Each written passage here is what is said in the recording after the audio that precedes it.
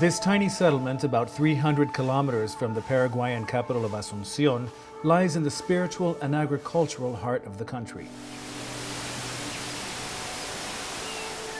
Originally filled with lush forest, today the region is spotted with the homes of Pai Taivera Indians, the most recent descendants of the Guarani tribes that once dominated huge swaths of land between Paraguay, Brazil, and northern Argentina. People here still practice customs passed down from ancestors hundreds of years ago. Houses are still built in the traditional way, long, sloping thatched roofs designed to keep the rain and animals away, shade during the day, and warmth at night.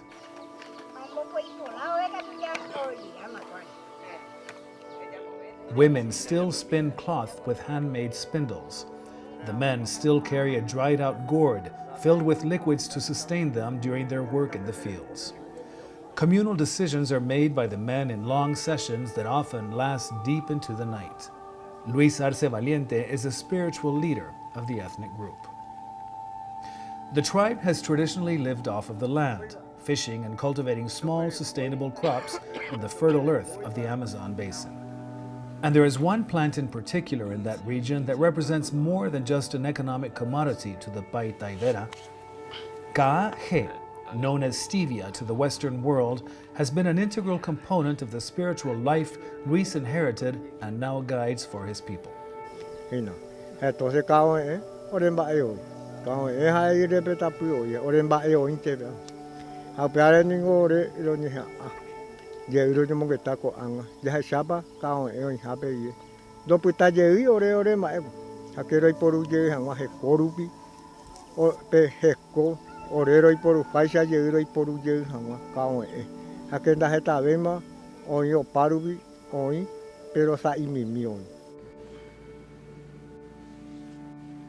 This jungle on the border between Paraguay and Brazil is where Stevia was first discovered. Swiss botanist Moisés Bertoni traveled the region in the late 19th century studying local flora. When he first tasted the slightly bitter but overpoweringly sweet taste of the stevia leaf, he saw its potential as a sweetener and started the process to turn it into what at the time would become Paraguay's most important commodity. It took many decades for the stevia industry to take off, but by the middle of last century, Paraguay was well on its way to becoming the world's most important producer of the natural sweetener that would compete with sugar extracted from cane. Primera planta, lo domesticó, por decirlo, hizo un vivero, multiplicó con semilla y todo lo demás. Gustavo Rodriguez is the current government minister in charge of coordinating stevia production in Paraguay. Desde mediados del 1900, estamos hablando de 1950, 1960, se empezaron los primeros trabajos de domesticación de la planta, trayendo de su lugar de origen a un vivero y una plantación comercial. Y a partir de ahí comenzó todo el empuje, ¿verdad?, del desarrollo de la planta. As research into stevia progressed, more beneficial properties beyond sweetening were found for the plant. The indigenous cultures had already been using it for medicinal purposes long before it was considered a sweetener.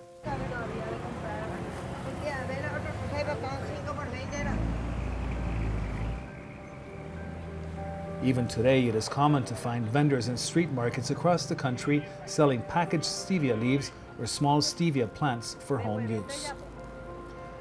The central market in Asunción, it's filled with stalls of women selling all sorts of medicinal plants and herbs, but the stevia plant is the star. It's been used for centuries and is an integral part of the Paraguayan culture. Muy bueno, para todo lo del estómago. para todo lo de eso. Ajá. Y en la Argentina se toma mate de ese mate amargo. Y aquí la gente lo toma así tradicionalmente, Sí, también toman mate. tradicionalmente. Algunos se acostumbran, pero yo no me acostumbro a tomar eso. No es muy amargo, Dulce, muy dulce. dulce. Este macho toro es reconstruyente. They sell it for those looking to cure a stomachache, sweeten their tea, make a refreshing midday drink, or some even say, for extra help in the bedroom. The Paraguayan Chamber of Stevia Promotion is a private business group working to push the development of the industry. It is led by stevia grower Juan Carlos Fisher, who also leads the American Stevia Federation.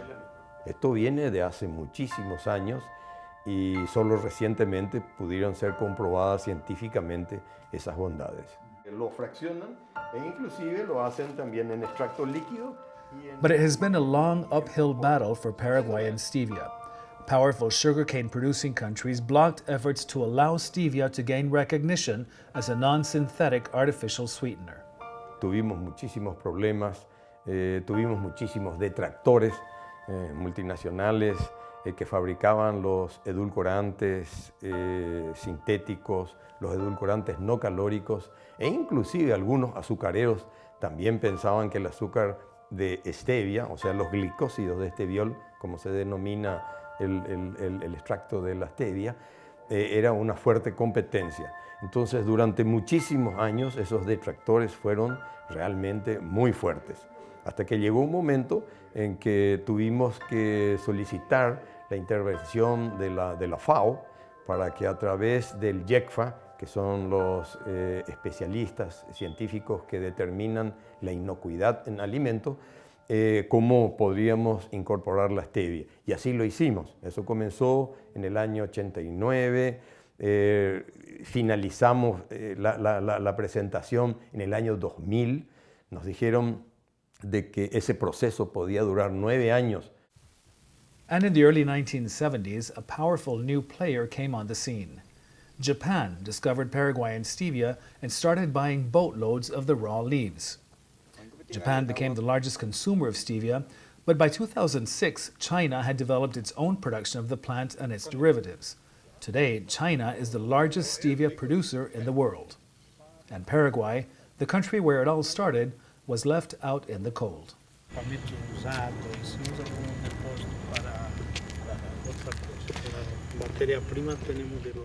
Jorge de Maris is practically the only one left at this stevia processing plant outside of Asunción. Built at a cost of several $1 million, it was meant to be the latest, most cutting-edge facility to process and export stevia to the outside world. Today, it languishes in abandon, with just a few workers to give it perfunctory maintenance to avoid it rusting out in the tropical sun. Eu creio que falta incentivos de todos os órgãos competentes do Estado e como de la Câmara e como se hace em outros países, apoiando matéria-prima local.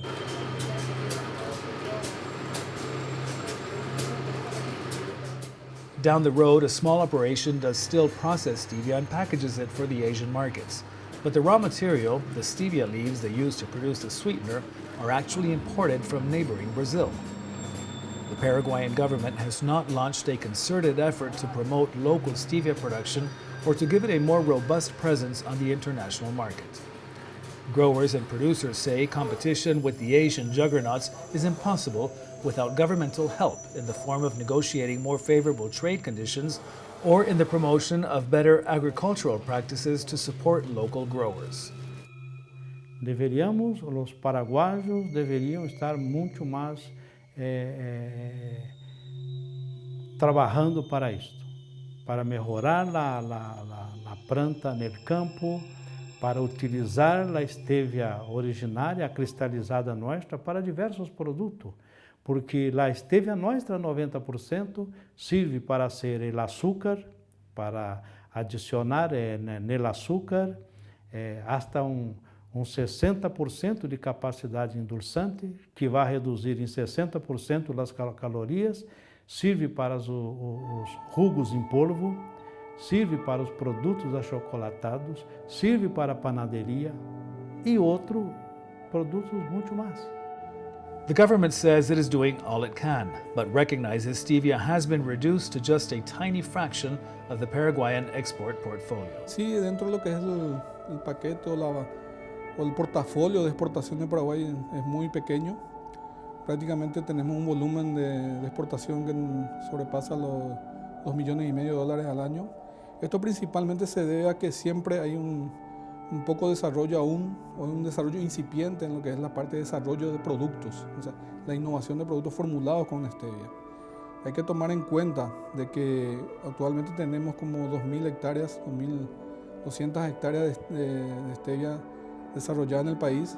Se está tratando de implementar desde hace varios años un plan nacional para que esto tenga su crecimiento exponencial, que es necesario, y a partir de ahí pasar de lo que es la base de la pirámide de valor de la cadena de valor, que es la parte agrícola, la hoja seca en sí, a la extracción de la molécula en sí, y ahí formular productos, que es donde está el mayor mercado, donde está el consumidor en sí. Local producers are frustrated, and the stewards of the land from where stevia originally comes from feel shortchanged. They say their relationship to the plant that produces stevia is profound, and that beyond its mystical qualities expressed in the many rituals that involve it, they deserve a share of any of its potential profits.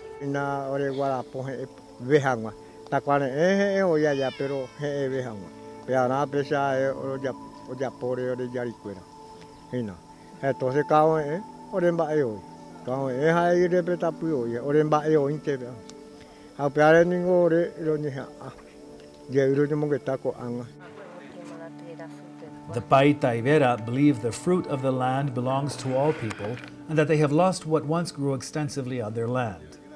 They also believe it can be recovered, but they need help from the outside.